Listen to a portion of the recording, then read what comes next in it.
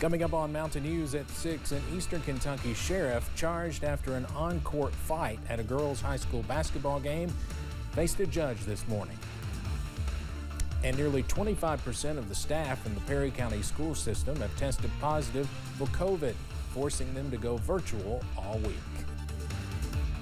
Things look to stay cold for much of the work week, but we've got some seasonable temperatures in there as well. I've got a full breakdown coming up next, right at 6. Dedicated to Eastern and Southern Kentucky, this is WYMT Mountain News at 6. An Eastern Kentucky sheriff made an appearance in court this morning following an arrest after a brawl at a high school girls basketball game. WYMT's Dakota Makers has more on what happened in court this morning. This is not the first time Owsley County Sheriff Brent Lynch has been in hot water following a high school game. In 2019, he was involved in a heated exchange with a fan at a 2019 boys game between Owsley and Estill County. Sheriff Lynch was in the courtroom Monday morning for his arraignment on an assault that happened in early December during the Perry County Central versus Owsley County girls basketball game. Lynch is a part of the coaching staff at Owsley County. In December, Lynch was charged with assaulting a teenage girl while breaking up a fight between two players. In court today, the sheriff pleaded not guilty on one charge of fourth-degree assault. Now he has a pre-trial conference set for February 15th. In the studio, Dakota Makris, WYMT Mountain News. Lynch's attorney tells us he does not want to make a comment at this time. A Knox County man charged in a sexual assault case faced a judge today. Attorneys entered a not guilty plea for 39-year-old Charles Gray. He's charged with rape, sex abuse, terroristic threatening, and fleeing from police. The sheriff's office was called to a home on Kentucky 1232 in Corbin over the weekend for a report of a woman being held against her will. Deputies say they arrested Gray as he was trying to run out the back of the victim's home. Gray will be back in court a week from tomorrow for a preliminary hearing. We now know the names of those who were involved in an officer-involved shooting in Corbin on January 11th. The trooper involved in the shooting was Stephen Walker. As for the suspect involved, he is identified as 32-year-old Jeffrey Paradise. The investigation began when police say Paradise ran from them and hid in an apartment complex with a weapon and shot at police. Trooper Walker shot back, hitting Paradise.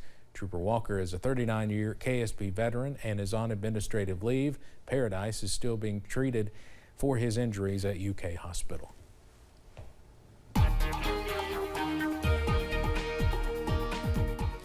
Well, most of us have been socked in with clouds today, but some of us may want to look out into the western sky right now because we've got a decent sunset in some parts. High knob camera over at UVA Wise showing us a few of those oranges there, kind of interacting with the low clouds there, continuing to work on in. In fact, lighting up the bottom of those a little bit earlier gave us a nice red hue to the clouds there. Downtown Whitesburg, all is quiet at the moment there. Dry skies, dry roads, and a chilly night. At least on the way. 42 right now, the current temperature. But notice that dew point sitting at 28. That's key, because as we go to the radar here in a little bit, we'll talk about what exactly that means. Many of us got into those mid-40s and low 50s today. Where we didn't actually do is get to 60 in London. There appears to be an issue with the sensor there, but in any case, it was still above normal. Maybe not that above normal, but still above normal. We're still in those mid-40s and upper 40s around the region right now, other than Wise sneaking into the mid-30s right now. We talked about that dew point being down from the air temperature. Well, that means that a lot of those showers that are trying to work into the I-64 corridor right now aren't reaching the ground. Same with those trying to get going across portions of northern Pulaski County. So not expecting much in terms of anything throughout the evening hours, but a few sprinkles will be possible. And those could turn into a few flurries as we finish things out. Not a big deal. Something to keep an eye on throughout the overnight, especially with that low getting down to near freezing. And it's only getting colder from there. I'll have the details on just how cold we look to get tomorrow and tomorrow night, especially, coming up in just a few minutes. Steve? Evan, thank you. COVID levels remain at record highs in Kentucky, and now we've learned about a case at the governor's mansion. Governor Andy Beshear opened his news conference this afternoon with word that his son tested positive. He is okay. The first family is now taking precautions. Meanwhile, the state reported 3,912 new cases today. Of course, that's a lot lower than recent days. We had more than 16,000 on Friday. We'll see if that's just because of lower reporting on Monday or if that trend holds the rest of the week. Our case totals now just more than 1,085,000. There were several deaths reported today as well, 22 deaths, putting the Commonwealth's death toll at 12,763. The positivity rate is now more than 33%, and that's the highest it's ever been. Kentucky Commissioner of Health Dr. Stephen Stack says the hospital rates, along with the number of people in the ICU and on the ventilator, are all less with Omicron than the Delta strain. Dr. Stack says the Omicron variant seems to not be impacting people's lungs as much as previous strains. However, he says a growing problem is the number of people caring for those that are in the hospital. We're running out of healthcare workers. And so there's a lot of beds in hospitals, and there's a lot of ventilators and a lot of other equipment, but not a lot of people to operate all this stuff. And as a more than 20-year practicing emergency physician, let me just assure you, you need the people. The machines don't do any good without the people. Dr. Stack says the state's total vaccination rate has risen to 64%. He says hospitalizations right now with the Omicron variant are still highest for unvaccinated people. You can always find the latest COVID-19 information on our website at WYMT.com. More than 2.8 million Kentuckians have rolled up their sleeves to get vaccinated against COVID-19. At the start of the Omicron surge, more people did sign up to get the shot, but that is starting to slow down. Now some vaccine clinics in Fayette County are being canceled.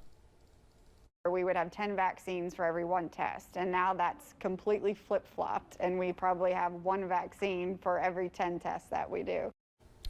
Doctors at UK Children's Hospital says the drop in vaccination is contrasted by an uptick in child hospitalizations due to Omicron, emphasizing that the shot is safe for kids. The Perry County School District is using NTI days all week as COVID cases climb in the county. WYMT's Jade Saylor has more on that.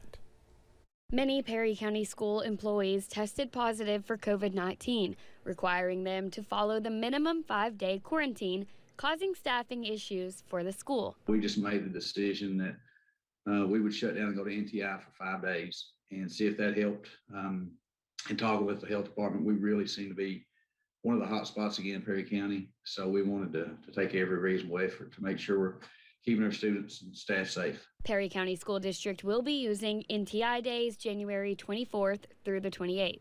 When you close for COVID, staff is required to report unless they are positive or quarantined. In that case, they can work from home if their job responsibilities allow that. School district staff workers will begin delivering meals on January 25th to any students in need. If you need meals, just contact 606-439-5813 and ask for the food service department. And that's for any students 18 years or under in our community, okay? Moving forward, Superintendent Jonathan Jett hopes to have students back in-person learning by Monday, January 31st. We know that they're going to learn better in person. So the goal is definitely to go back as quickly as possible. We'll be working with the local health department, looking at numbers and absences that are put in our program. School officials will monitor cases and say they will make a decision the weekend of January 29th. In Perry County, Jade Saylor, WYMT Mountain News. 112 new cases of COVID were reported today in Perry County alone by the Kentucky River District Health Department. Now, one issue ahead of students possibly returning next week is the number of unvaccinated employees that require a minimum 10-day quarantine. It is not a prescription for pot, but a product that comes from the same plant. Pharmaceutical CBD, the stuff you cannot buy at the store. Early studies show it could help prevent and treat COVID-19. The findings started at the University of Chicago, where patients taking CBD for epilepsy appeared to be less vulnerable to COVID, something researchers never expected. The University of Louisville wanted to verify those results. They tested the product on human lung tissue and mice. We found that there were lower viral loads, which indicates lower viral replication in the nasal tissues and the lungs. Now researchers want to take their efforts a step further, pushing for a human clinical trial. Their only real hurdle in getting started is funding. Last year, Kentucky lawmakers passed a law that allows for tax credits to help families afford private school. But the law went to court and a judge found it to be unconstitutional, so it is currently tied up in the legal process. But one group says they have faith it'll make it out of court. Parents in support of school choice say they have nothing against public schools, but they believe families should have the option to choose a different type of school. And I see the need for choices. You know, some kids have behavior issues, some kids have sensory issues, some kids have attention deficit disorder, some kids have ADD, and public school just doesn't fit. It fit for some, but it doesn't just fit for everybody. A recent poll from National School Choice Week showed more than half of parents said they had considered a new or different school for one of their children in the last year. In this day and age, scam calls are increasing, and with new and more creative scams, they're popping up each day. WYMT's Alyssa Williams spoke to law enforcement in Laurel County on the phone scams they've been seeing and how to avoid becoming a victim. It's a call we never want to receive, but often do. We all want to get something for nothing if we can, but that's not true to life. And if it sounds like it's too good to be true, then it is too good to be true. And someone's probably trying to get your money. Innocent people can fall victim to phone scammers, people or organizations posing as something they are not in order to get money. All too often, these scammers are out of country and you cannot track them down. You probably lost your money if you get scammed.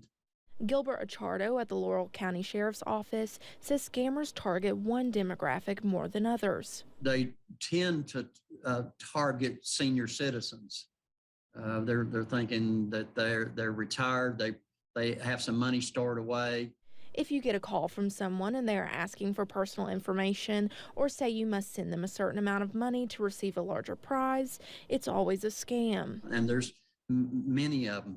The IRS scam, the Social Security scam, just whatever situation that a person can come up with to try to scam money off of someone, they'll try it. Achardo adds if you receive a call from an unknown number, it's best to not answer. We like getting the information out to the community because sometimes we just need to be reminded that there's people out there that will steal from you and try to take your money, take your personal identifying information. Helping to keep everyone aware of any dangers that lurk after you pick up the phone.